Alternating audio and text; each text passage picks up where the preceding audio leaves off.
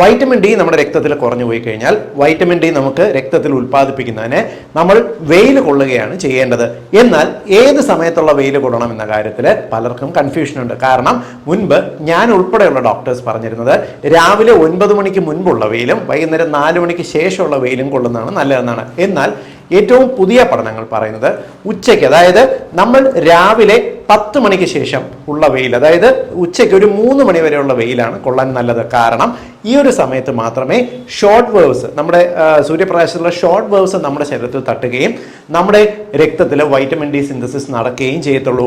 Vitamin D ലഭിക്കുന്നതിന് വേണ്ടിയിട്ട് നിങ്ങൾ ദിവസത്തിൽ 10 മുതൽ 15 മിനിറ്റ് വരെ ഈ ഒരു സമയത്തുള്ള വെയിൽ കൊണ്ടാൽ മതിയാവും.